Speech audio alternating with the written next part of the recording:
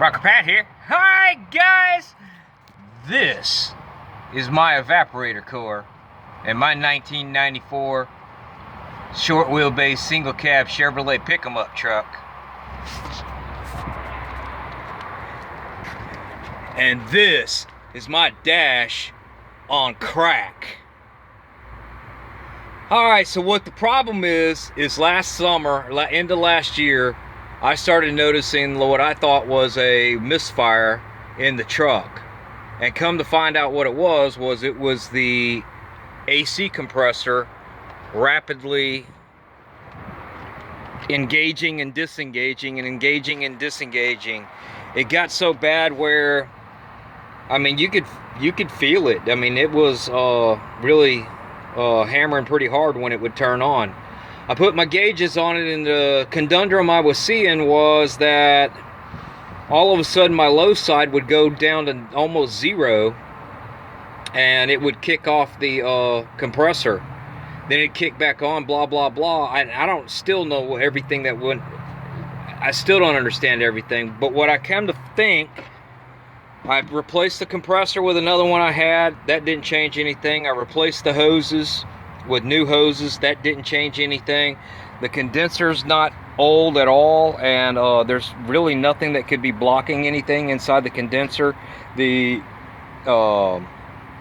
orifice tube was clean, so I didn't know what was going on. So what I wanted to do was take the dryer off and check it out. Well, I finally got the dryer off, but the problem is, and this has been a problem for years with this truck and me, is I just couldn't get it to break loose. It sits in there at an odd angle too, okay? I could never get it to break loose. Well, finally I got it to break loose the nut from the bolt side, okay? The male side here, the female side here. But where the true problem is that this is welded inside to, or this is welded inside of here, and it doesn't want to turn between it doesn't want to do this turn right here. So that's what screwed up that. Now you think, okay, well, just go get another dash. Well, the problem is, I don't know about where you live, but where I live here in Houston, they're all cracked up. They're all, I mean, look at that. It's just, it's like peanut brittle here. I mean, come on. I can't take this dash out to replace that evaporator core because it's just not going to go back in. So I found one at a junkyard, and I was getting ready to drive across town and go pay $300 for a used dash that was the wrong color and already had two cracks, one right about here and one right over here by the speaker grill. So I'm getting ready the next day. I'm gonna go get this dash because I got to do something, right? Look on YouTube about painting a dash, see if I see anybody that painting a dash, and lo and behold, there's a guy that's putting a brand new dash into his whatever year OBS that he has. So come to find out, LMC has started selling dashboards for this. They are $399 for the pieces that break, okay?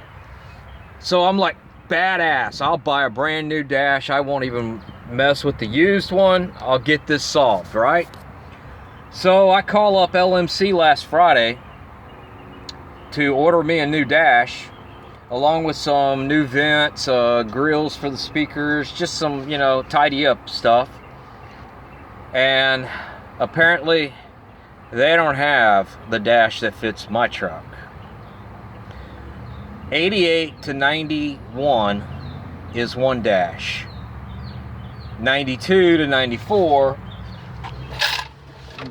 they changed the cluster and went to this style cluster with the needles versus the little slot that had the, look like a wheel turning up in here, okay? So they changed this. The only difference I have found is right here. The 88 to 91, this piece back here, apparently, according to the pictures I've seen, is flat.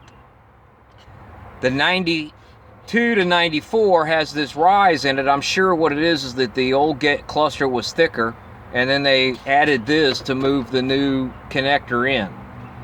You can't get to that to plug that in without having this in this deal.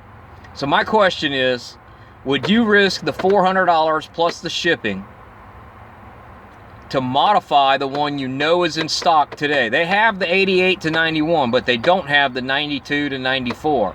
And my AC broke, and I live in Houston. And I'd like to go up to my property, but I'm not driving 100 miles, 200 miles in a day, and then in the Houston heat, and driving back with no AC. So I'm kind of limited right there. So what do you think? You think I should risk the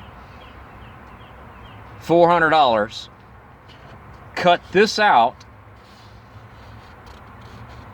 okay, cut out the where I need to make this come through, and then epoxy this into place in the other one so that I can put the cluster back in and get rocking and a rolling and a rolling and a rocking with some fresh air conditioner?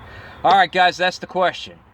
Spend the money on the one that I know isn't right for my truck and risk modifying it, or wait and then come to find out they run out of the one that does fit, the one that 88 to 92 or 88 to 91. If they run out of that one and they're all on back order and they don't know when they're going to get any more, then I'm screwed.